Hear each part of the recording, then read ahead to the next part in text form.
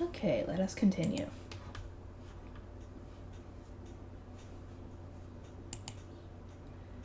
The blessing's influence. I returned to my body to find Ferdinand right in front of me, his face unusually close to mine. He wore the same expression as the last time Mestanora had returned to the realm of the gods. You are Rosemine, correct? He asked. How do you feel? The goddess descended, but I am unsure what she did. The divine power that surrounded you remains. Dang it. Goddamn stupid mouse. Are you truly well? Have you lost anything else that you hold dear? Ferdinand was suspicious. He had noticed the divine power of several gods within me, but Mestanora's descent hadn't seemed to change anything. I moved my hands a little, though my fingertips still tingled and my shoulders felt uncomfortable. I was no longer in agony. I don't feel completely better, but the pain is a lot more bearable. Good. I was told you were overcome by the divine power of other gods. As time passes and your mana recovers, their power will increase as well, so expend it as soon as you can. Do I just need to use it, I asked? I didn't seem too hard. I'd promised to die the country's foundation, and Aaron's box spring prayer was right around the corner. Yes, but be warned that it will return as your mana does, to a lesser extent each time. At least, according to the goddess, the pain will endure until the god's influence is completely faded. Just a moment. How long will that take? I don't want to spend entire months in agony. Is there anything I can do to speed up the process? It would seem so, Ferdinand replied, averting his eyes as he helped me to my feet. What? Goodness, Lord Ferdinand, Eglantine shook her head. Your phrasing will only concern Lady Rosemine further. You must reveal everything the goddess told you. Yeah, come on, dude. We need to know.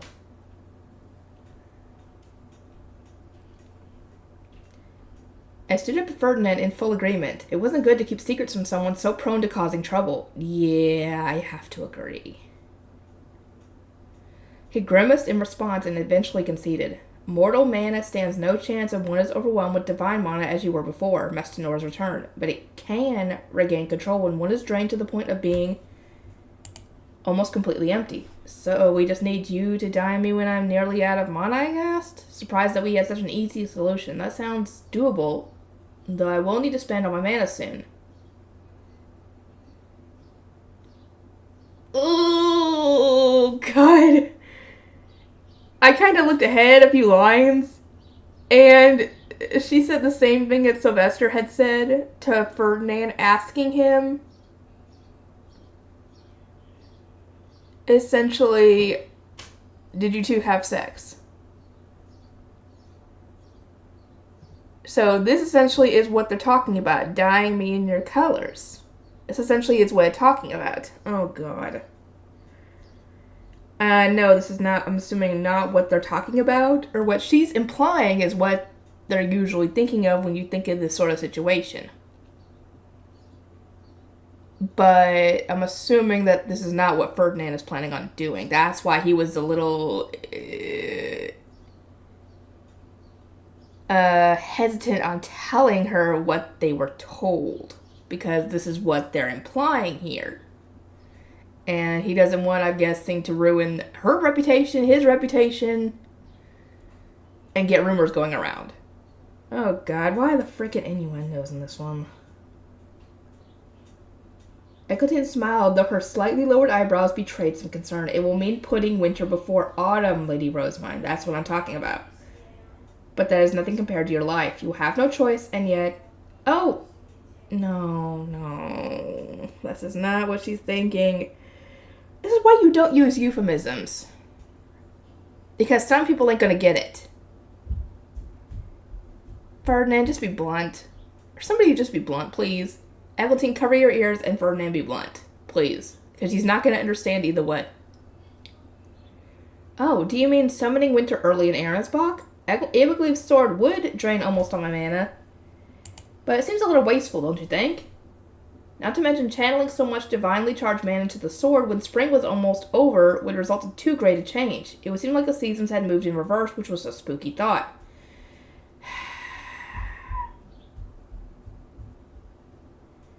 No, Rosemine, thank you. I know that's not what he means, but I don't think he wants to talk about what she means. Ferdinand interjected with a heavy sigh. That is not what she means. He shot Eglantine a look as if urging her not to reveal so much, then said, I will explain the matter to Rosemine later. Yes, talk about this later. Lady Eglantine, have you registered your mana to the Gruchashite? Yes, I am done. Eglantine showed us a bracelet with a rather large face stone. That must have been her magic tool, Gruchashite. It took the form of an ornament so the wielder could make it seem like they were producing it with their staff. Zent Obsenti really had produced a technical marvel when she created the first iteration for her beloved son. Even Ferdinand considered it an impressive achievement. A mother's love truly was profound. That is a single-generation Gruchashite, I said. You are the only one who can use it, Lady Eglantine. I am aware, she replied, then knelt before Ferdinand and me. I am more grateful than I can put into words that I, and by extension the royal family, have been graced with the Gruchashite. Mine has returned, a worm said with a frown, then started waving us away. Leave, all of you. She's not going to go die in the Foundation yet. That's going to be for Eglantine to do. An entrance appeared, and he slowly started morphing back into a giant white tree. Given the circumstances, he had striven to save Jürgen Schmidt and called upon the gods to provide their aid, only to be brutally attacked. One could say he was a pretty tragic figure. Earwearman, I said, I promised Miss Nora that I would die in the Foundation, and that is what I shall do. You may rest easy. I was sure I saw him nod in response before he turned fully into a tree. Rosemine, dying in the Foundation would... I shook my head, cutting Ferdinand short. It must be done. That is why the gods gave me their power. And as it is too much for a mortal to bear, it makes sense that I should use it. Even as we speak, the divine power that the gods put in order for me is starting to swell. Yeah, we better get out of here quick. It wouldn't be long before the pain returned in full force. Collapsing in front of the country's nobles and screaming in agony wouldn't be wise. Not while I was being treated as the avatar of a goddess. We have less time than I expected, Ferdinand said. Let us finish the ceremony at once. I will arrange for the dying of the Foundation. He started collecting what appeared to be ivory branches strewn across the ground. What are those, I asked. Branches of the white tree, I would imagine. They appeared after I cut a woman's hair. Wait, you cut his hair? No wonder Mr. Nora deemed you an enemy. Worse still, he must have done it while she was inhabiting my body. Comparing him to a beast made a lot more sense. If you would rather I put them back, I shall, but they are most valuable materials. Would you not like to find out what kinds of fey paper we can make with them? You hit the nail on the head on this one.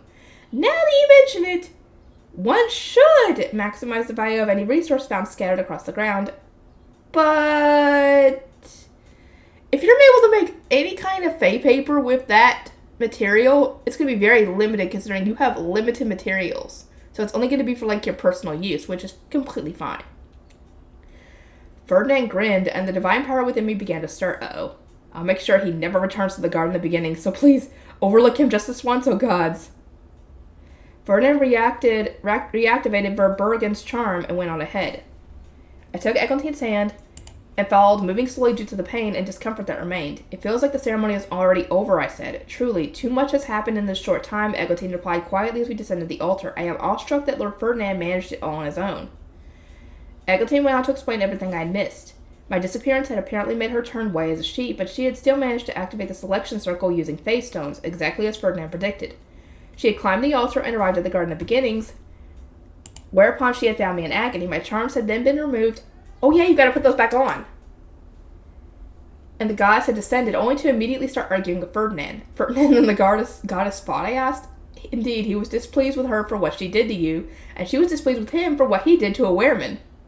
In short, she cares for a wereman as much as Lord Ferdinand cares for you. A wereman did save Master Nora's life, according to the myths, so maybe she sees him as I see Ferdinand, more important than reading books in the library? No! It seems like she sees him as in a romantic way, which, given how you've been acting around Ferdinand lately, everybody else has been seeing that too. Eglantine gave me a troubled look. No wonder Lord Ferdinand hesitates to hasten the arrival of winter. Quit using the euphemism. Somebody just explain to her bluntly so she can understand, because she's not getting it. Ferdinand, you're going to have to explain this later. I cocked my head at her. Something wasn't adding up. It seemed safe to say that my understanding of the arrival of winter wasn't the correct one. Nope. Thank God she realized that much at least. Guess I'll just have to ask Ferdinand. Yep, you're going to have to ask him later. Lady Eglantine, I said, please do not tell anyone what you saw or heard in the Garden of Beginnings. I would rather not order you, but I do not have a choice in the matter. I understand it. Worry not. There is nobody with whom I could share this information. Dang it. In the first place. Now let us finish the ceremony. The divine power inside me continued to swell, causing my hands to tremble. Eglantine gave the one she was holding a reassuring squeeze, then donned the bright smile she wore while socializing. I nodded and smiled as well, doing my best to come across as the avatar of a goddess. As I descended the altar, an intoxicated mutter from Hartman. Oh no. He's drunk off her power. Oh my god. The divinity hurts to behold. Ferdinand must have brought him up to speed. May the new Zent form a vow with the goddess of light. Our acting high priest declared, Lady Rosemine, might I assist you? He stood beside me and held the voice amplifier to my mouth in preparation for my response. I nodded, then turned to Eglantine. O Zent, blessed by the gods, declare your loyalty to the goddess of light, ruler of contracts, Belucrone. My staff turned it to the goddess of light's crown, which I placed atop the head of the now kneeling Eglantine. Getting it to sit right was surprisingly tough. I worried it might go askew or fall off the moment she stood. I really wasn't cut out for being an attendant. Dang it. Hold on. Wait a minute, why is that? Oh, it's a comma, okay. For a second I thought that was a period. That's why I was looking at it. Wait. Though that news came as no surprise to me. As soon as I was done, I took a step back, prompting Hartman to pass the voice-amplifying tool to the new Zent. I, Eglantine, hereby swear to the goddess of light and the 12 subordinates who serve by her side to correct the distortions that have taken root in Jürgenschmidt, to revival rituals as the Sovereign Temple's High Bishop, and to keep my promises to Lady Rosemine, the divine avatar of Messinora. The crown let out a truly dazzling flash, eliciting a response from a portion of the divine power within me. Damn it. Some of the light subordinates must have contributed to the spectacle. As I am right now, is it really safe to give an omni-elemental blessing? Tiny one, maybe? A tiny one for you? A wave of unease spread through me, causing my divine man to rise. Uh-oh, careful. My hands shook more violently than before. To really sell the idea that Eglantine had really received the true Gruchshite, I needed to give her an omni-elemental blessing. I couldn't think of any other way to make the transference seem divine. I caught Hartman's eye as he retrieved the magic tool. There was no time to discuss what mattered with him or Eglantine. He must have noticed something then, because he blinked at me and recoiled ever so slightly. His gaze wandered in search of the currently invisible Ferdinand. No, we can't stop the ceremony now! In the Garden of Beginnings, the gods recognized Lady Eglantine as the new Zent, I declared, forging ahead to keep Hartman from interfering. Now that she is oath-bound to the goddess of light, I shall bestow the Gruchshite upon her. I cast Stylo and immediately started to pray. O mighty king and queen of the endless skies, the sigils of the primary gods began to shine, and my divine power surged with each new word. My temperature rose so suddenly that by the time the blessing rained down on Eglantine, I almost expected to burst into flames. Lady Eglantine, let all witness the Gruchshite and see that you are the Zent, I said. I retreated a step so that Eglantine could take center stage. Hartman was right behind me, and at once he asked me whether I was well. I didn't even have a chance to reply before Ferdinand emerged from the shadows. The arrangements for your trip to the Foundation have been made, he said. You are coming down with a fever. I can see it on your face. No dip, Sherlock. A divine power in me responded to the prayer I muttered, and the goddess was correct. You must head to the Foundation. Everyone else stay here. We must keep its location a secret. I trust you can buy us enough time, Hartman. Hartman was lost for words, as expected, considering the preposterous task just thrust upon him. The cheers as Eglantine had held aloft the Gruchshite gave him no chance to protest.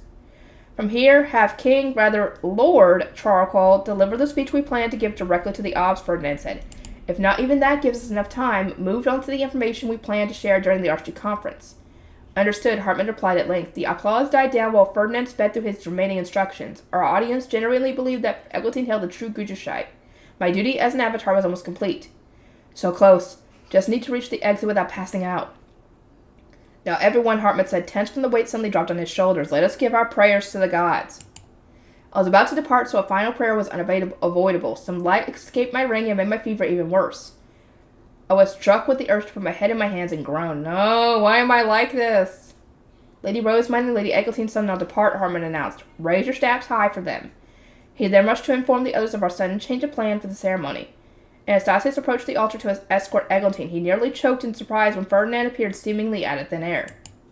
He proceeded with the blessing, despite the stakes my escort asked me under oath, but you truly are a fool. Well, you don't have a choice here. Right back at you, I said. The stakes have been high for weeks now. No need to state the obvious. Even as we insulted each other, we kept polite smiles plastered across our faces. My legs felt like jelly as we hurried out of the auditorium, and my hands continued to tremble as I clung to Ferdinand's arm. No sooner had the door closed behind us than Ferdinand returned to his usual expression. Let us act quickly. There's only so much time. Hartman and the others can buy it. How much time Hartman and the others can buy us? He glared in my direction, his eyes focused on the divine power swirling around me. Are you well, Rosemine? Not really. Call it improper or image-shattering or what have you, but I wanted nothing more than to flop down on the floor. I was queasy to the point of wanting to throw up, but what I really wanted to vomit out was all the power inside me. Over here, Lady Rosamund, Gracia, and Clarissa said they had been waiting outside the auditorium and immediately covered me with a silver cloak. I could guess from the sudden looks of relief on everyone's faces that the divine power radiating from me was especially intense. Gracia, Clarissa, I said, why are you here? Partway through the ceremony, Lord Ferdinand instructed us to prepare some silver cloth and wait here for you, Clarissa explained while adjusting the neck of the cloak. Gracia, who was pulling the hood over my head, looked at her fellow retainer with thorough exasperation, yet you still found it necessary to return to the auditorium and watch Lady Rosamund's performance. Do forgive me, but I made it back here before Lady Rosamund arrived. For all their bantering, they both looked openly concerned. Eckert, Matthias, and Lorenz shall accompany us as guard knights, Ferdinand noted. Those who cannot approach Rosamund in her current state must stay behind, no matter their role.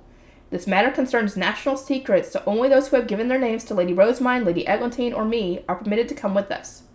It was an ultimatum meant to silence Eglantine's retainers. They could either give their names or wait patiently. From there, Ferdinand rounded on Anastasis. Of course this applies to you as well. Excuse me? You are neither the Zent nor bound to her. Our destination is no place for you. Anastasis must not have appreciated being told to wait with my blue-robed retainers, since outrage was beyond the point of no return. Ferdinand paid him no mind as he pulled me into a sideways carry. Now having to stand did wonders for my fever. In that case, Ferdinand, the same should Anastasius, Eglantine said, patting his arm in warning. I am sure you can guess where we are headed. And can you not see that Lady Rosamund is especially unwell? We do not have time to speak right now. Consider what will happen if the worst befalls her. Anastasius looked between Ferdinand and me. He was still vexed, but he seemed to understand. You need me to help buy time, correct? Ferdinand shook his head. As soon as we are done, Lady Eglantine, acting as the new Zent, must collect the criminal imprisoned in one of the country gates. You and the knights staying behind should prepare for this mission. Damn it. Anastasius and the knights nodded, then turned on their heels and got straight to work. Only the names sworn remained. Eglantine looked around and up at Ferdinand. Let us hurry. I can sense Lady Rosamund's divine power getting stronger, even with the silver cloak. Rosamund, can you order those who accompany us not to speak of the events to come? Do not inform others of the events to come, I ordered. Ferdinand nodded and strode forward. I swayed in his arms, causing the heat in my body to rampage. I clung to him, hoping it would steady me somewhat, but it stopped working entirely when he picked up the pace. Eglantine was almost left behind on our march to the library. Ferdinand was moving too fast for her to keep up. Professor Solange, the situation is as I described in my ordinance. He said upon our arrival, please wait in your office. I must ask that you let nobody else in the library until we are done. But of course, I know how to face the arrival of spring. The rest is up to you. Huh? What does she mean by that? She moved aside to let us pass. Lady Eglantine, I celebrate the birth of a new Zent from the bottom of my heart. May your reign, dang it, be long and prosperous. I shall depend on your guidance, Professor Solange. One could hardly dismiss the library after learning how deeply it was connected to the rise of the new Zents. Eglantine promised to speak with Solange again soon, then followed after Ferdinand and me. Roderick, contact Hartman and permit him to end the ceremony. Justice Eckert, stay on guard for anyone approaching the library. All other knights face away and protect this area. Understood. After directing the knights who had accompanied us, Ferdinand instructed Gracia and Clarissa to remove my silver cloak and take the key hanging from my neck. If you'll excuse me, Lady Rosamund, Gracia said. I can only nod in response as my retainer pulled down my hood and retrieved the key. With some help from Clarissa, she soon managed to remove it from its chain. Pass the key to Lady Eglantine and turn your backs as well, Ferdinand said. He waited for them to finish, then gave the new Zent a brief summary of how to use the key. She opened the cover of the statue's Grucheshite and revealed the stairway to the foundation. Goodness, Eglantine said, her eyes wide.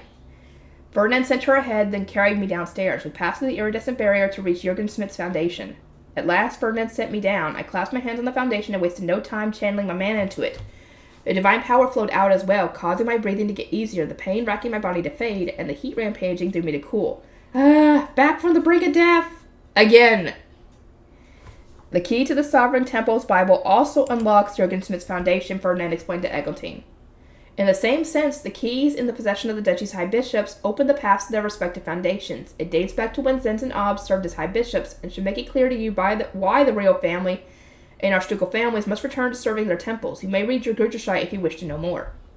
He continued, as per Wehrmann's and Mr. Nora's wishes, we shall first dye the foundation with Rosamund's mana. That should satisfy the gods who so strongly wish to resolve the mana shortage and prevent the country's destruction. History has proven that once the foundation is filled, dyeing it will prove simple. I know not whether the presence of divine power will complicate the matter, but we are only in this situation because of the royal family's ignorance. Lord Anastasis and you have no choice but to press on. So it shall be done. Because this was the only time they had to speak, Ferdinand explained everything that would need to be done for Jürgen Smith's future. Eglantine desperately tried to memorize it all. Redraw the borders and establish the new duchies before the Archduke Conference, he said. Otherwise, Lords Chorqual and Siggiswald will not be able to become obs. Consider that your most urgent duty. If you can first retrieve the divine instruments from the former duchies, it will spare you the burden of needing to create the instruments anew. I'm glad to have all that divine power out of my system, but back when I died at Arensbach's foundation, I needed to swig a rejuvenation potion halfway through. Jürgen Smith's foundation was so much larger, so why wasn't I even close to running out of mana? Uh-oh. They gave you a ton of mana, dude.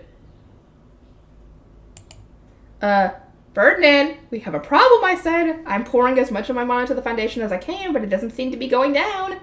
Is this going to be enough to drain me? If not, what should we do next?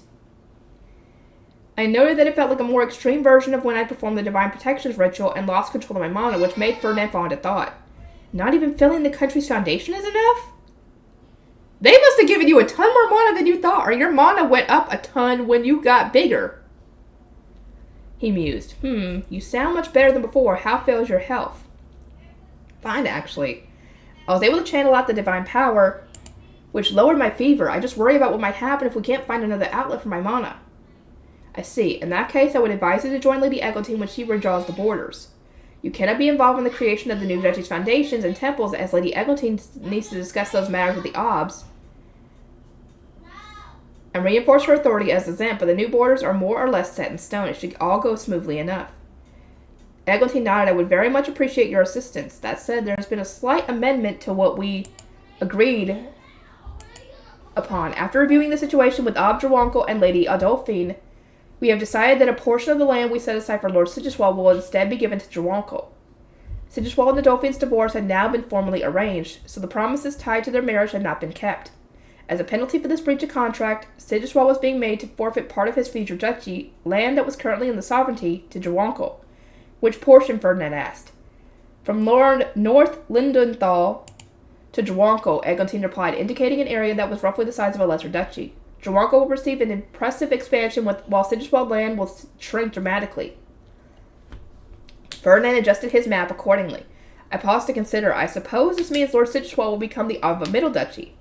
Though the duchy will rank highly at first, having its first ob come from the royal family will do much for its reputation. It is far from Lady Nahalach's home duchy of Hoschlitz and unlikely to receive much support. From next year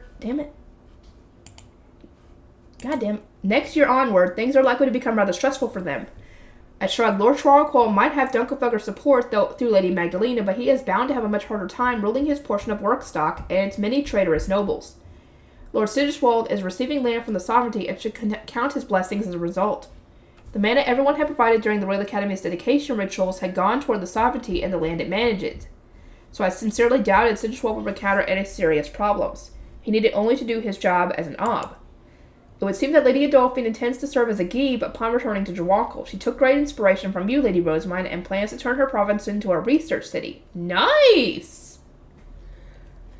Adolphine's failed marriage into royalty meant she would struggle to find another partner outside her duchy. Thus, following her divorce, she plans to return to Drawankel and become a Geeb. Her duchy had the largest archducal family in the country and would soon be awash with returning sovereign nobles, and she planned to marry someone from among them. I'd worried about her future, so it was good to hear she was moving forward. Rosamund, if you have finished filling the foundation, redraw the borders, Ferdinand said. The process is the same as when Obs redraw the borders for the Geebs. Reference my map as you work. Oh, and Lady Eglantine, I do not mean to impose, but please grade her performance. Grade her, she repeated. You are the professor of the Archduke candidate course, are you not?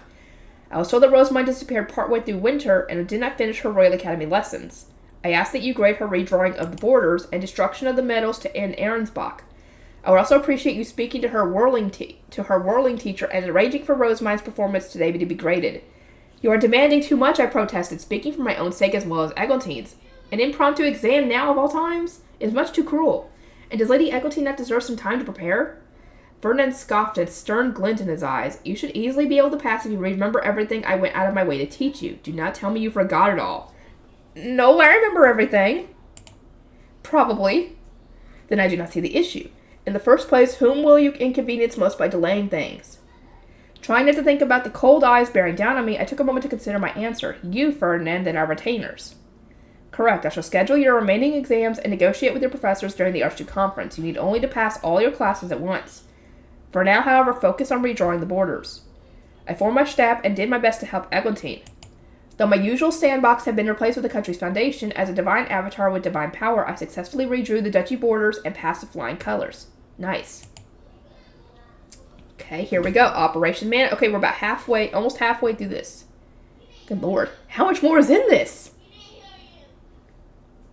Though I am glad to have passed, I still got mana to spare. What next? I'd redrawn the country's borders, dyed the entire foundation, and even filled every magic tool on my way from the statues to the library's exit. Yeah, my mana was still a quarter full, and the divine power I'd received from the gods remained. It was definitely unnatural. I doubted anything would be able to drain me completely. For now, feel any tools you might need when you take over as Ob Ahrensbach, Ferdinand replied. We parted ways with Eglantine and Anastasius, who needed to fetch Gervasio from the gate where he was imprisoned, and started toward Ahrensbach's gathering spot. A teleportation door in the central building took us to the Adalgisa Villa, whereupon Ferdinand urged me onto his high beast. It really is a shame I can't use Leslie, I griped. Because of the gods, my mana no longer matched what was registered to his stone. Flying around would drain a little more of my mana. It would not have been wise while your memories are still fragmented, Ferdinand shot back. I didn't understand the reason for his concern, but it must have been important. You have done so much and your health is in such sorry state that I would normally advise you to drink a rejuvenation potion before bed, but that will not be an option if we cannot drain your mana. We must act fast or your stamina will run out first. There is a potion that uses mana to heal wounds and restore strength, but we should save it for the worst case scenario. It is not suitable for you. In what sense, I asked? Did it taste even worse than the ultra nasty version? To expand what remains of your mana, we will need to wound you gravely. We would need to wound you gravely. We might be forced to cover your limbs in cuts or even shoot through them with... Okay, I'll say stop. No way. I don't want to go that far. No bleeding, no pain. We'd already been through enough. I shook my head so frantically that it must have been a blur. Ferdinand wore the solemn expression of a mad scientist observing his newest guinea pig. I would rather he not contemplate the gravest injury he could give me without putting my life in danger. The potion heals the wound all at once, Ferdinand explained. It may be quick, but the process is too unbearably agonizing to describe. That is why we must leave it as a last resort. Have you ever used one? Of course, you would not be the first person to whom I gave such a potion, though I cannot say whether anyone else has actually consumed one. He must have been referring to when he first developed the potion, which made his calm tone all the more unnerving. Uh-oh. I wasn't sure who had ended up as his test subject, probably himself! But it couldn't have been a welcome experience. But alas, Ferdinand continued, you have an aversion to pain. We have no choice but to rely on trial and error until we find the best way to rid you of your remaining mana. A few experiments should tell us if mana contributions not tied to a blessing are enough, or if you can safely wield a divine weapon. Or divine instrument. I could only hope that praying was unnecessary. We would save ourselves a lot of time, if so. That was why we had come straight to Ahrensbach's gathering spot. Some of the nobles from the villa had accompanied us. My eyes widened as I took in our surroundings. This is even worse than Ehrenfest's gathering spot used to be. It must have been completely abandoned, as only the poorest ingredients dotted the grass. How would Ahrensbach's students gather the materials they needed for their classes, or brew anything half decent for that matter? I thought most duchies regenerated their gathering spots after being taught the prayer, I muttered. The lesser and middle duchies on the losing side of the Civil War lacked the mana and manpower to perform the ritual properly. Ahrensbach, on the other hand, had no excuse. Its gathering spot only looks so tragic because of Detlinde's negligence and the hostility she feels toward you and the royal family.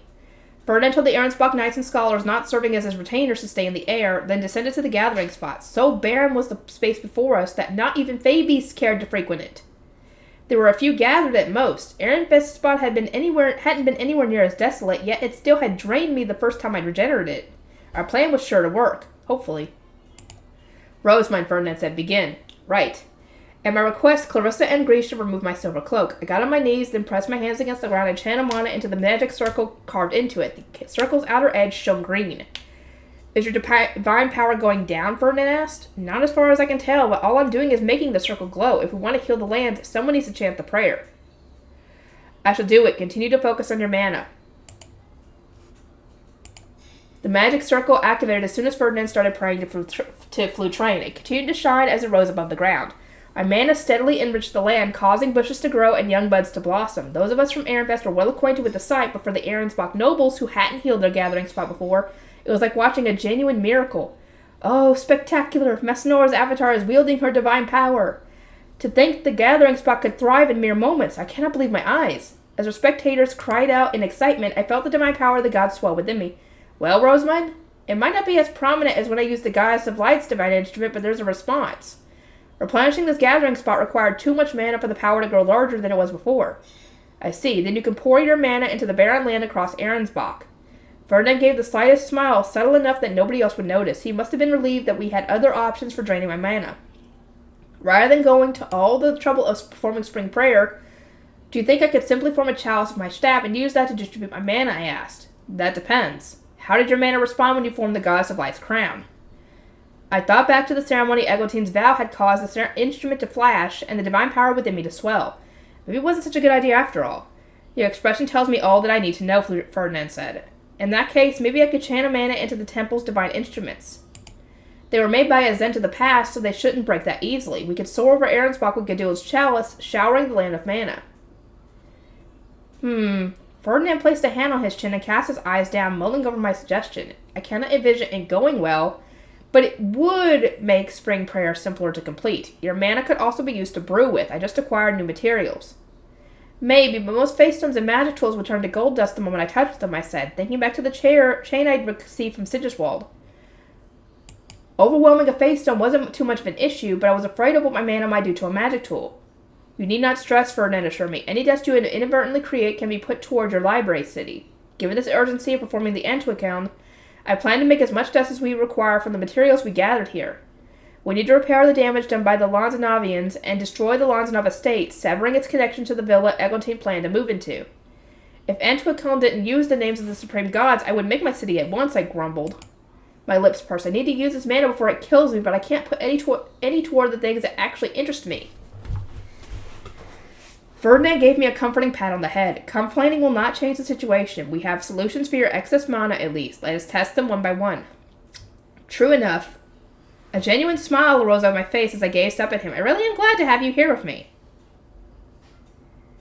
He knit his brows, then turned to the nobles in the sky above us. Cease your chattering and gather. We shall turn the materials you collect into gold dust for an Antuicon that will repair the damage done to Arensbach by the Lanzanovians. Look out for any that are elementally rich. And remember that they will soon form the estates that you call your homes. The nobles tensed up and went straight to gathering. Hartman approached them in his high priest robe, having dumped the post-ceremony cleanup on the sovereign nobles. The abysmal state of Arensbach's gathering spot meant that Lady Rosamund had to replenish it with her divine power. Make no mistake, though, once the materials for the Antuicon have been gathered, further replenishments will fall to the duchy students or the adults attending the Archduke Conference. Are you aware that the perception of religious ceremonies has improved in the Royal Academy, and that the nobles of other duchies have begun praying to obtain further divine protections? Perhaps not, as Arensbach never participated in any of the Academy ceremonies. Clarissa nodded vigorously in agreement and flourished her blue cape. The nobles of Dunkelfelger have been performing religious ceremonies day in and day out. Translation, they're playing non-stop dinner. Of course. Hannelore had mentioned something of the sort, that they were using the research of pre- and post-dinner ceremonies as a pretext to play even more matches than usual. I couldn't remember when, though. Hartman continued, Arensbach must also start performing ceremonies at the Royal Academy, otherwise its students will end up obtaining the fewest divine protections of any duchy, despite being overseen by Lady Rosamund. Do not forget that Arensbach has fallen behind in matters of religion and prayer due to the obstinate ignorance of the now imprisoned Detlinde.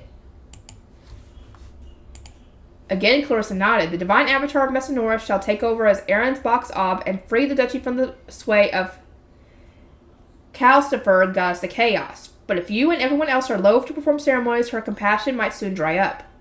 And with that, the pair's brainwashing of the Arensbach's nobles was complete. They went straight to gathering materials, intense looks on their faces. Strahl, Ferdinand said, oversee the gathering and transport of any materials to the Ehrenfest dormitory. Rosamund will turn them into gold dust. Her retainers should return to the dormitory with her. Leslette and the others are sure to have everything ready. Understood. No sooner had we returned to the Ehrenfest dormitory than Sylvester and the others came rushing over. Those in the audience had clearly felt the rise of my divine power, and they started to worry when I'd taken leave of the ceremony without any indication that I would return. We prepared a meeting room as requested, Sylvester announced. I won't ask you, Ferdinand. I already know you were sneaking around during the ceremony, but Rosamund, how are you? You will find out soon enough, Ferdinand replied on my behalf, indicating that I would be the topic of our conversation while urging the archducal couple into the other room.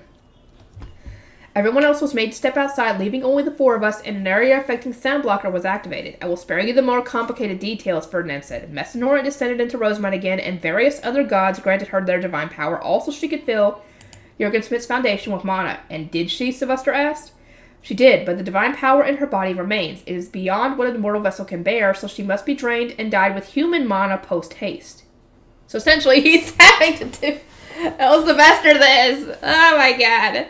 He had elected not to mention that this was all the result of the gods getting carried away and making an unfortunate mistake. As attentive as ever, Sylvester immediately understood what Ferdinand was trying to say. Sylvester figured it out.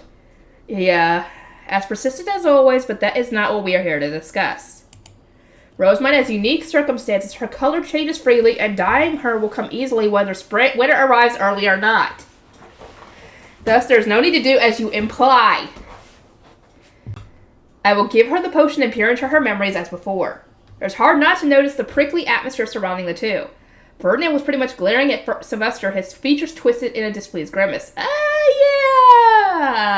Rosamund still has no idea what that actually means, and I think she's going to ask him. She's going to ask in front of everybody! I cocked my head at the pair. What does it mean to summon a winter early? The phrase has come up a lot as of late, but its meaning eludes me. At most, I'm aware that it isn't being used literally. Oh, God. The Archduke couple froze at once. Smiles plastered on their faces, and the mood in the room grew much heavier than before. It was like I dropped a bombshell. I didn't know what I'd done wrong, but I could sense that it was serious. My apologies, I said. Should I not have asked? I thought it best to since this clearly has something to do with me. If you would rather I consult someone else, tell me. Out of everyone in the dormitory, Riarda might be your best bet, Sylvester replied, but don't blame me if you regret asking her.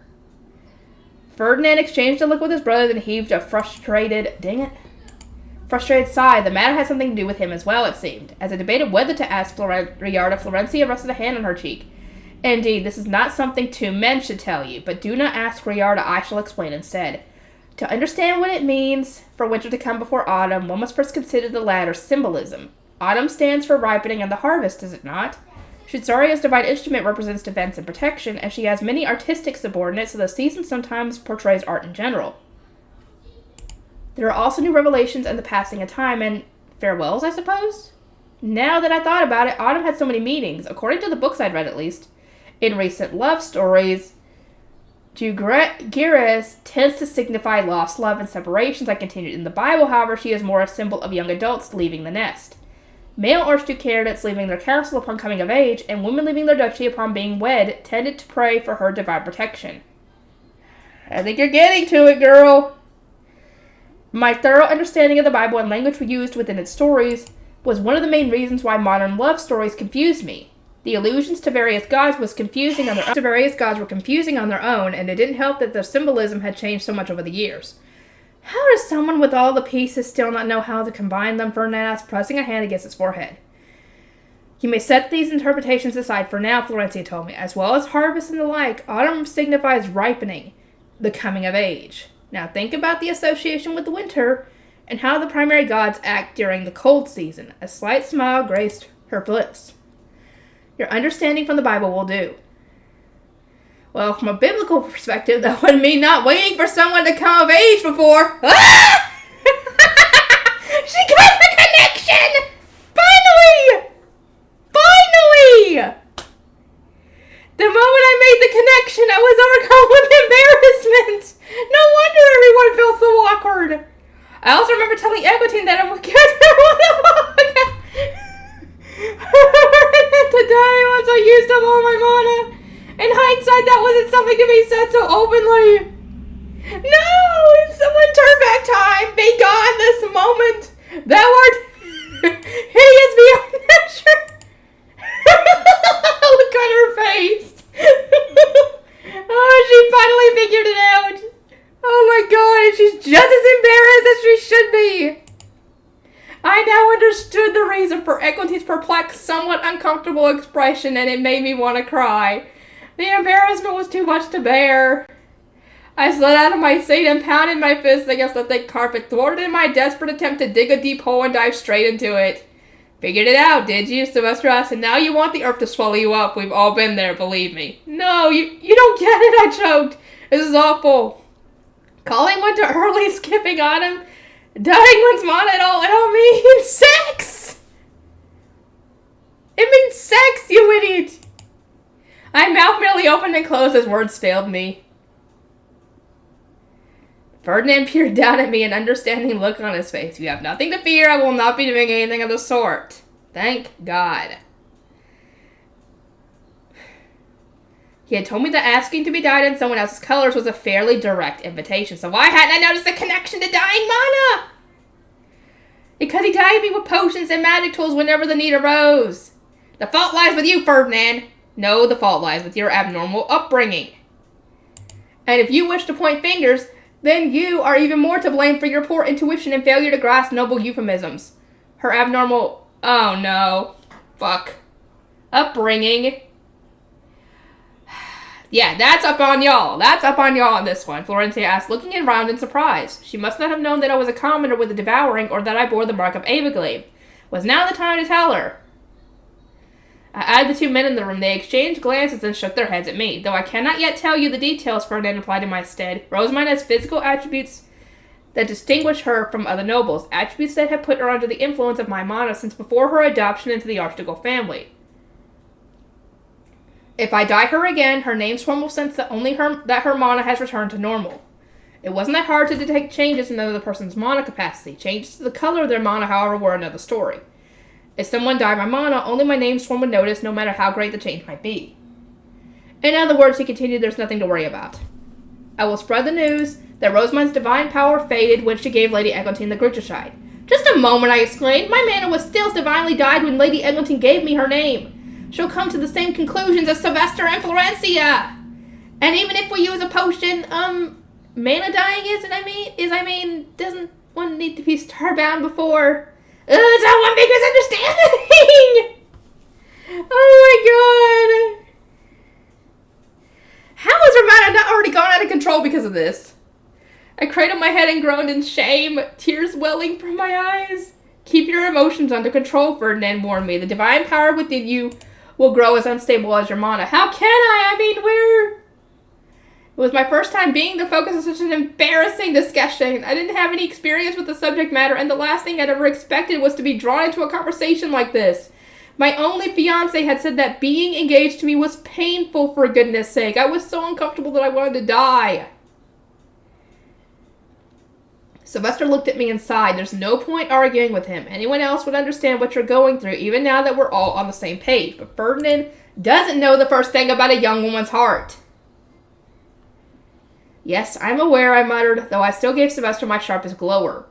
Ferdinand grimaced and gestured to my seat. Then enough with this unseemly behavior of yours. You cannot use a rejuvenation potion until your mana has been fully drained, and your stamina must not run dry before then. Faced with such a thick carpet, I wouldn't be burrowing into the earth anytime soon. I got up and returned to the table. Now, if we can return to the matter at hand, Ferdinand said, Rosamund's mana must be fully drained to eliminate the divine power within her. Of course, that is much easier said than done. Divine mana was tough to drain, and that was far from the worst of our problems. If my normal mana regenerated too soon, it would clash with the divine power that lingered in my body and eventually kill me. Sylvester's and Florencia's eyes widened as Ferdinand continued with his explanation, and as I'm sure you know, Arensbach is in dire need of an Entwickelm. I plan to use Rosamund's excess mana to produce gold dust, a portion of which I shall give to Gerlach as compensation for the estate she destroyed. To that end, I ask that you deliver materials to her over the course of time. Or the course of today. The materials from Arensbach's gathering spot will not be enough, so I would request Ehrenfest's assistance as well. There was a brief pause before Ferdinand said, Oh, another point of note. As part of our Entwickelm, we'll intend to instruct houses for the Gutenbergs. I would appreciate copies of the schematics used for the Entwickelm and Groschel. The Plantin and Gilberta companies designed their own stores there, as I recall. For the cities of the workshops, Ferdinand would take inspiration from Arensbach's standard architecture. Could you tell the Gutenbergs to start their move? He continued. Rosamund will need subordinates, so I wish for at least some of them to be living in Arensbach by the end of the Archduke Conference. They should already be preparing to leave, so I doubt this will cause them much trouble. I nodded in agreement. Even for commoners, Ferdinand's demands were anything but unreasonable. The Gutenbergs needed to move at the same time as me if they wanted to settle into their new roles.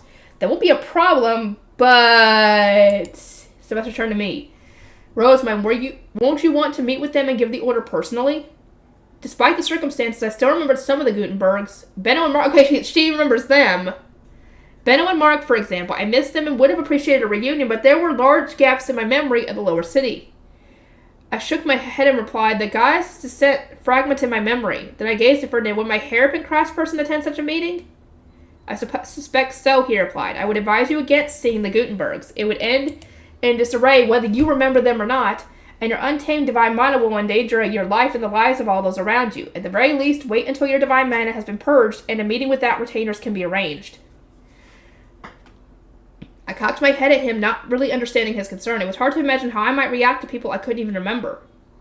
Ferdinand's eyes lowered when he saw my reaction. Sylvester, though we plan to stay here tonight for the creation of our gold dust, we will need to return to Ahrensbach tomorrow, whether Rosemine's mana is depleted or not. If we do not finish training her now, after everything we have done, there will not be a second chance.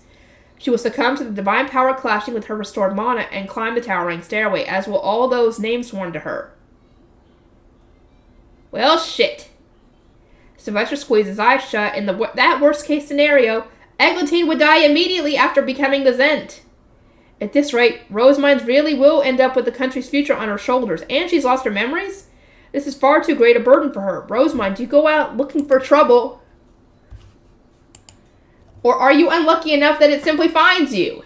Probably both. I am quite all right, I replied, trying to console him. I am barely even aware of my lost memories. As long as I do not focus on them, they do not inconvenience me in the slightest. Ferdinand shook his head. That is no excuse to act so unconcerned. As it stands, you will never be able to regain your memories. He then picked me up without so much as a warning and strode toward the door. She's in your hands, Ferdinand, literally here. Sylvester called after us. I'll do everything I can to help. He sent out an ordinance announcing that our meeting was over, and the doors opened as his retainers moved to enter. Ferdinand, let me down, I said. I'm perfectly capable of walking. I would rather he not carry me to my room when I just learned the meaning of winter coming before autumn! This is so freaking awkward! And the significance of asking someone to dye you with their mana. Certainly not. We must preserve your stamina at all costs. If we do not drain the rest of your mana tonight, you will need to supply Ahrensbach while unable to use rejuvenation potions. Do you not understand the gravity of your situation? We must put you at the greatest ease, which is exactly why I want you to put me down. Gee, just how dense can one man be? You are the one that's dense, girl. He was the one who already knew what the meaning of autumn coming before winter, winter coming before autumn, before you did. Well, thinking your upbringing is even worse than his. Gold dust and going back. Move, Ferdinand said, brushing aside Sylvester's retinue while carrying me out of the room. You are in our way. His quick march brought us back our retainers, who looked stunned to see me in his arms. Did something happen to Lady Rosemine? Hartman exclaimed, rushing over at once. I thought he would tease or chastise me for being carried, but the panic in his voice told me he feared the worst.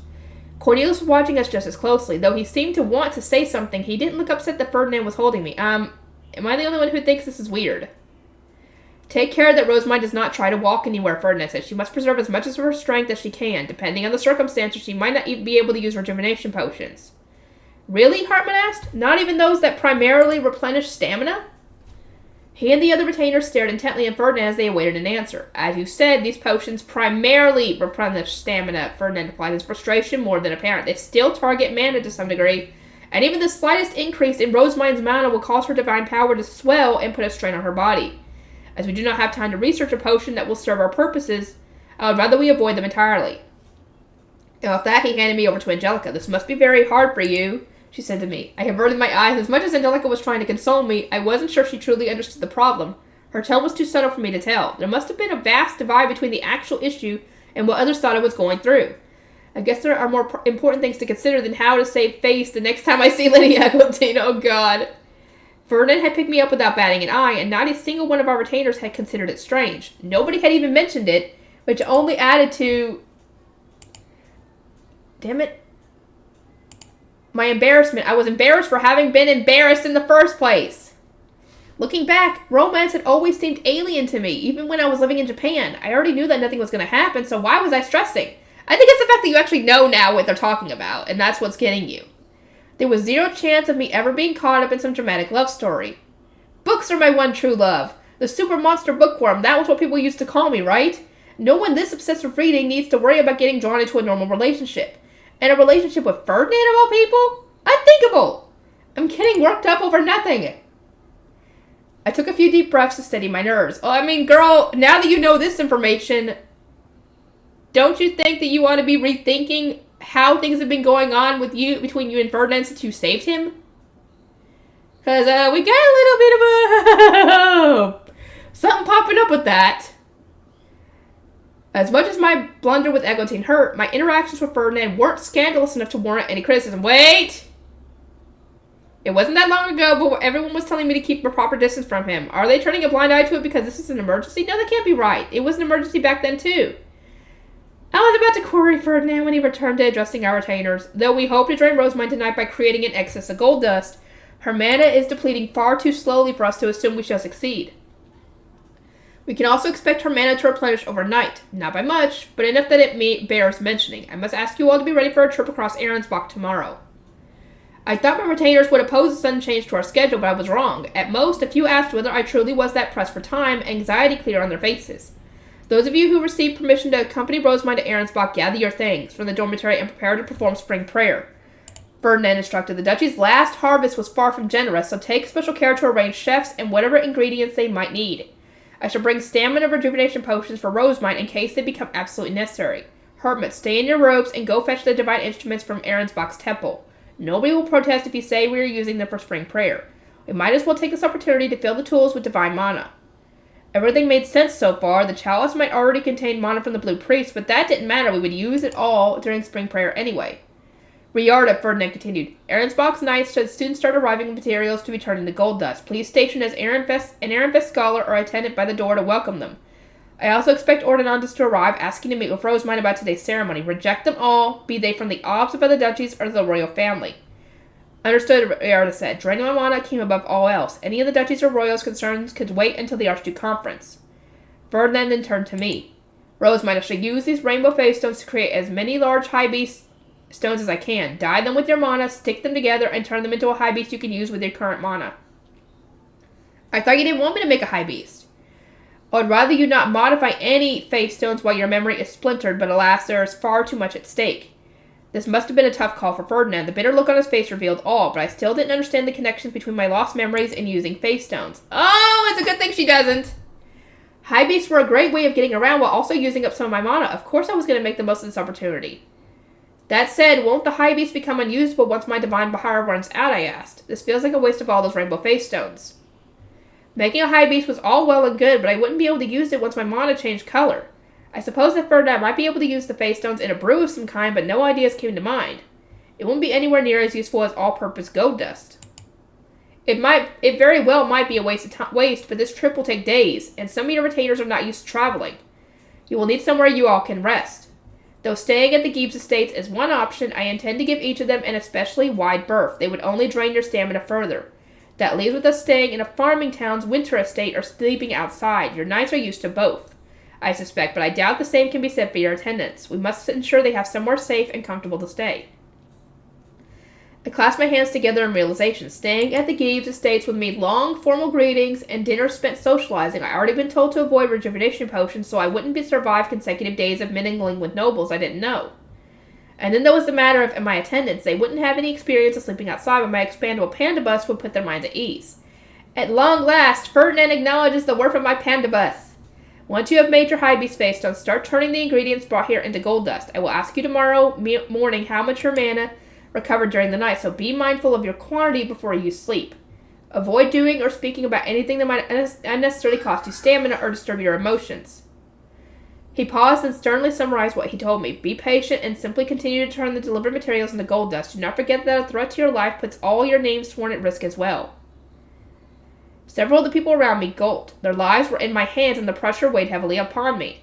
The nobles in the villa will return sequentially to Arensbach, Ferdinand said. Everyone be ready to move to the villa when necessary. Riarda, I entrust Rosemine to you. You may count on me, she replied. Having doled out the last of his instructions, Ferdinand marched off with Eckert and Justice in tow. Hartman didn't even wait for them to leave before he turned on his heel and started making his way upstairs. Let us hurry as well, he said. My retainers sprang into action, moving busily around the dormitory. Many of them would return to Arensbach ahead of me. Dang it. Charlotte arrived with her retainers a brief moment later to deliver some of the materials the knights had foraged from Arenfest's gathering spot. Mother explained what a tremendous strain the god's divine power is putting on your body and the urgency with which your mana needs to be drained. I can only hope these materials are of use to you. Kartstedt just led a contingent of knights to Arenfest's gathering spot, so there are plenty more materials to come. Charlotte watched my retainers hurry around the dormitory while her own brought over bags of materials. Time really was of the essence. So we'd expected attendants and scholars to oversee the delivery. We weren't ready to give her a proper greeting. Riarda, I said, I advised Lady Charlotte not to come, but she insisted on speaking with you, milady. I returned my attention to my little sister. There must have been a reason for her persistence. Her eyebrows met above her nose in a troubled frown. I see the preparations for your departure are already being made. I am relieved to see it. Upon hearing Mother's explanation, I thought it best that you leave the Royal Academy. I came here to propose just that. Though she claimed to be relieved, Charlotte's indigo eyes wavered with concern. Was she aware of something that had escaped my notice? Charlotte, is there a reason for your urgency? I asked. The Royal Academy has close ties to the gods than anywhere else in Jurgenschmidt. You made that clear to us all, did you not? As did the lights that appeared during its religious ceremonies. I would assume that the god's sway is at its strongest here. Going elsewhere should reduce the burden of a divine power on your body. I stared at her. That made a lot of sense, actually. Though I'd already known that the Academy was the country's holy land, I'd never stopped to consider the impact it might be having on my divine power. Knowing that Uncle has set your departure in motion puts my mind at ease, Charlotte said. After all, sister, is your limitless compassion for others, you seldom seem to consider your own needs. I dare say that is untrue. Going forward, I plan to build my very own library city and spend my days surrounded by books. I'd paused only because at one point in time, Death hadn't seemed all that bad. The promise of Mestanora's library had gotten its hooks into me, and now that I was banned, I resolved to continue living for the sake of winning her over again. Charlotte's brow furrowed in response. Had she noticed my hesitation? She opened her mouth to respond, then closed it again, her arms crossed over her chest like she was desperately trying not to reach out to me. Charlotte, I hope to one day visit this library city of yours, so please, do what you can to be rid of your divine mana. If you'll excuse me, I should not like to get in the way of your retainers. She departed as quickly as she'd arrived. I wanted to speak with her for a little while longer, but my hands were tied. I really didn't have the time to host a guest. I got straight to work turning the materials Charlotte had delivered into gold dust. The process was as simple as sticking my hand in each bag and swirling it around until nothing solid remained. Transforming the materials would have been easy even without my divine power, so my mana barely descended at all. Oh boy, this is not good. I'll devote my all into making this gold dust for Ehrenfest and my library city, but I really don't think it's going to help much. In the meantime, I received a fresh batch of materials from Ahrensbach's Knights. I pressed on and continued to make gold dust. Come dinner time, Ferdinand sent me a bag of rainbow face stones. I ate them, filled them all with mana, and fused them together by repeating the words round, round, sticky clay in my head. My deity-dyed mana must have impacted the process because my pandabus ended up not light yellow, but rainbow-colored. Oh, so cool! Uh-oh. Leslie's taking an unexpected turn. His new complexion looks so weird. Still, manipulating such a large mass of rainbow face stones had drained some of my mana. I strove to keep making gold dust until it was time for bed. I ate breakfast before being changed into my ceremonial high bishop robes and carried to the common room. There I continued to make gold dust until the very moment Ferdinand arrived. What, Rosemond, how much mana did you recover overnight, he asked. Well, dang it. As much as I spent forming my rainbow high beast and creating all the gold dust, I answered, and my lips pursed. Any progress I'd made the night before had already been undone, and my night's sleep had left me feeling worse than before I'd gone to bed. Ferdinand pressed a hand against his forehead. You regained that much in a single night? Is the divine power causing you pain or doing anything else of note? As one would expect, it gets worse as more of my mana recovers. I'm still only a quarter full, though, so I'm fine. It certainly wasn't as bad as before, but I'd crumbled to the ground and erupted in screams. I just felt heavy and a little absent-minded, like I was battling a fever. His expression hardened. For someone who has not consumed a rejuvenation potion, that is still deeply concerning. We are running out of time. Daniel and Judith were my only knights for the moment. The others were in Ahrensbach making the last of their preparations. Ferdinand addressed them at once. I shall depart with Rosemond. Strive to ensure that her associates can move from Ehrenfest to the new duchy immediately after the Archduke Conference. Yes, sir. Ferdinand picked me up and carried me away as though it were the most natural thing in the world. We exited the dormitory to find Ahrensbach's knights and nobles from other duchies waiting for us. The latter group knelt at the sight of me. They wouldn't get anywhere with them while they were blocking the corridor. O divine avatar, we ask that you grace not just Ahrensbach, but also our duchies with your blessings and wisdom. I didn't know how to respond. In my current state, even a perfunctory blessing will produce unwanted consequences. I clung to Ferdinand, who sternly shook his head and whispered to me, they are pleading for the losers of the Civil War to receive more favor than Ahrensbach, the duchy that caused this mess to begin with. You can simply ignore them. They consider you a divine avatar, someone whose authority exceeds even that of the new Zent, but will turn away from you as soon as the divinity in your mana fades. Ferdinand signaled Ahrensbach's knights with a glance and addressed the crowd. The minutiae of the Civil War rust with the royal family. It is beneath a divine avatar. Now move! There are places we must be. At once, Aronsbach's knights started pushing the gathered nobles aside to make a path for me, chastising them all the while. They were desperate themselves. The future of their duchy depended on me. Ferdinand strode past the dormitory's teleportation doors, then placed a hand on the door beyond even those connected to the royal villas. As I recalled, the Indulgence Villa comprised 2 buildings, one for women and pre-baptismal children, and another for baptized branch royals. Ferdinand took me to the latter, where we would use the teleportation circle to the Lonsdorf estate. We headed toward it without the slightest pause. Have the knights returned to Aronsbach, I asked. This place feels abandoned now. Correct, they have no more business in the Royal Academy now that the prisoners have been handed over and the transference ceremony is complete. Remember also that the villa is being repurposed as a home for the new Zent. The sooner we leave, the better. True, should we get the attendants to give it one last clean? There is no need. It is far more important that we seal the teleporter, ensuring that no one from Aronsbach can intrude upon the new Zent's estate. We made our way down a long corridor. My silver cloak restricted my vision, but I soon heard the clatter of armor and several doors open. Then it grew dark, which told me we had arrived in the windowless teleporter room. We shall go first, Ferdinand said. Only 3 people could use the teleporter at a time, so we went ahead with Eckert. My retainers were waiting for us on the other side. Ferdinand practically dropped me into Angelica's arms, then turned with a flourish and returned to the villa. I was told that Lord Ferdinand wished to perform some final checks before completely sealing the villa, Lenore explained. We would rather not risk anyone invading us to the villa as a result of a misunderstanding of the like. As I understood it, we were closing the teleporter so that Aronsbach wouldn't have a back door to the Royal Academy, but from Aronsbach's perspective, it was to prevent invasions from other duchies. Everything is ready for you, Lady Rosamund, Hartman informed me. We have been instructed to first return to the castle. Let us travel by high beast. Would you like to use your own to further deplete your mana? It was brought to my attention that you made a new high beast with your divine mana. He wasn't even trying to hide his excitement. I nodded in response. Angelica set me down, allowing me to reveal my brand new rainbow Leslie to my retainers. His shape is the same, but not the color, I said as I climbed in my one-person panda bus. Then, unable to hide my disappointment, he isn't quite as cute as before. Oh, no, that isn't true at all, everyone replied, trying to console me. My retainers are so sweet. Damn it. Though it might not be cute, it certainly looks divine, Hartman said, a most fitting vehicle for a divine avatar. Indeed, Lenore added, never have I seen a high beast glitter with all the elements. It is a sight to behold. I'd assumed they were just being kind, but their compliments were genuine. They really thought my rainbow high beast looked more divine. Leslie was far cuter when he was light yellow, in my opinion, but even grunt haters welcome the elemental sparkles. Sorry, I just don't understand the aesthetics of this world.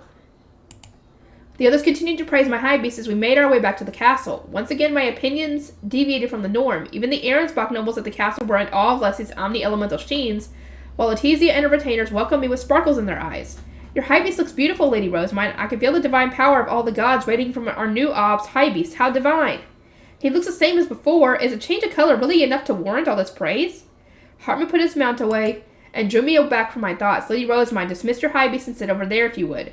We had alighted on the castle's largest balcony, the perfect landing spot for high beasts. It connected to a pleasant hall where guests sometimes took their lunch and gazed out across the ocean. Though the room was mostly full from what I assumed to be my retainer's bags, a vacant seat awaited me in the corner, the divine instruments set atop the table beside it. The instruments are from Aronsbach's temple, Hartman said. We humbly request that you fill them for us. Per request from Lord Ferdinand, I must also ask that you check whether the chalice can be used to drain your mana. I started channeling my mana into the divine instruments. It would take a group of blue priests the best part of a day to fill them all, but I completed the first one, the chalice, almost immediately. The nobles around me cheered in response.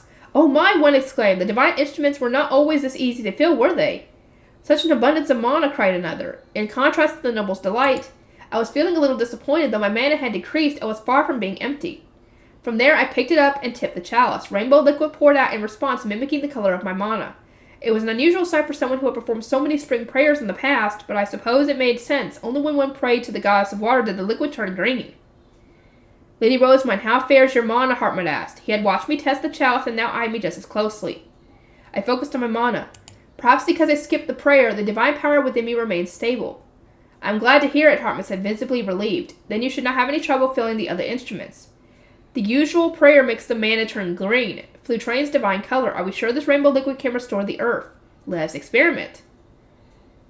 Hartman took the chalice from me, then threw some of the liquid out of the castle's garden. I couldn't see where it landed. I was told to stay seated to preserve my stamina, but the nobles on the balcony cried out in awe. The flowers are blooming. The grass looks greener than before. Soon enough, the nobles were praising my virtues as a divine avatar. The whole song and dance was getting tiresome. I wanted nothing more than to purge the god's power from my body. They had forced it upon me, and really didn't seem all that special, but what would that mean for the future? Did the people here realize I could return to normal once the divine power was out of my system? And will they still recognize me as an odd when it's gone? Unease spread through my chest. As much as I wanted to be rid of my divine power, I was starting to fear losing it. A small voice in my head told me to keep it, for the duchy's sake as well as my own. Lady Rosemine shall use this divine power to purify Ahrensbach and restore its land, one of the nobles cooed, giddy with joy. Hartman overheard them and almost laughed. You misunderstand. Lady Rosemine is not here to restore your sinful duchy. She's preparing it for her own creation. Ahrensbach shall crumble, and the library city shall rise in its place. In its current state, this duchy is not good enough to become Lady Rosemine's new home, Clarissa added. You have two choices, cling to your Ahrensbach roots and face punishment, or worship Lady Rosemine as vassals of her new duchy. We must not have taught you well enough. Oh! Hartman gave a firm nod of agreement. In one fell swoop, they had cleared up one of my concerns and given rise to another. I didn't want to build my city in a duchy of obsessed cultists. In an ideal world, its residents would all be bookworms. Ordinary bookworms. Hartman, Clarissa. Truth be told, Lady Rosemine received a letter from the new Zent, Hartman said, turning back to me without missing a beat. She wishes to know the name, color, and desired crest of your new duchy so that she can announce them during the Archduke Conference. Lord Ferdinand said you could decide after spring prayer, but I disagree. We should make our intentions clear and put any misunderstandings about this duchy's future to rest. Have you come up with a name for your library city? A name? I paused and thought, what name would suit an entire city of books? Japan? I could already feel my excitement growing as ideas shot through my mind. No matter what Ahrensbach noble said, my desire to turn this duchy into my very own library stretched up into the sky like an ever-growing beanstalk. It made me so emotional that I almost prayed to Blanc for the gods and sprouts. Not so fast, Rosemine. Stay calm. Just thinking about a name and crest made my damn dream creation seem all the more real. I was already drafting the speech I would give during the Archduke Conference. How about Alexandria, the ancient port city with its own library and garden?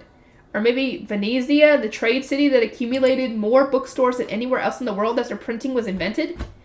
I could also name it after one of the great librarians back on Earth. What a tough choice. I was enjoying my internal debate when Ferdinand and those with him arrived in their high beasts. I am here at last, he said. Let us begin spring prayer at once. Ferdinand, which name do you think I should choose for my new duchy? I asked eagerly. Venezia or Alexandria? Is this really the time? He responded with an exceptionally cold stare. We are in a state of emergency. True, but emergencies are the best time to contemplate the fun things in life. It boosts morale. I guess you're right, though. The name of my new duchy isn't of the utmost importance right now. Put it out of your mind. I'll consult the gods instead. Dip-dip-doo. The gods get to choose. I moved my finger back and forth in my mind, bouncing between Venezia on the left and Alexandria on the right. Ferdinand grabbed me before I could finish. Enough. Do not pray to the gods. Though there is nothing wrong with trying to stay cheerful, the names you come up with have the most unusual pronunciations. Proceed with caution and submit a name only once you've shared with us its origin and your intention. My retainers nodded in agreement. Indeed, a duchy's name must not be chosen lightly. We should take some time to exchange ideas. Be considerate of the obs who will succeed you. Wait, are my ideas going to be cast aside before I even realize what's happening? I was having flashbacks to when my suggestions of Kensaku and Opak were rejected in favor of Audrit. That hadn't bothered... Wait, what was this? That hadn't bothered me too much. I could always make more shoe mills. Oh! Okay. And get the names I wanted, but my city could only be named once. I wasn't about to surrender. Oh, what about Alexandria? I asked. Did I not just tell you this was an emergency? Ferdinand shot back. There'll be time for this discussion tonight. Wait until then. We will also need to discuss several other aspects of your plan, as an end to a cult cannot be performed without schematics. Now make us a teleportation circle. We shall start by filling the duchy's most ravaged provinces. There was nothing I could say to that. Deciding the name of my new city would need to wait, which was fine with me, as long as I got to plead my case. I chanted Krutashite to form my book of Masnora, then copied and placed a teleportation circle. It was ready in mere moments, eliciting odd murmurs from those around me. Ferdinand approached me and asked in a whisper, were there ill effects of using the divine instruments? There was a minor problem, I said, but it shouldn't be an issue by the time we're done with the teleporter. You fool! Yep. Once our belongings were ready to be teleported, our retainers and chefs stepped aside atop the circle. It made for a pretty sizable group. For obvious reasons, it had fallen to me to prepare and pour mana into the teleportation circle. Ferdinand would need to activate it, though. Ahrensbach's foundation, thought he was the Ob. Huh? Oh, yeah, because her mana is not like the one she put into the foundation. Okay. He took out a somewhat large face stone before making his stab, indicating to those who didn't know he had dyed me that he was acting as my representative and using my mana. Ninlessel, Bindowald. The spell drained more mana than I'd expected, though it was still a drop in the bucket compared to how much remained. That's not good. God dang, I want to continue, but I gotta do some editing. I'll see you guys in the next one.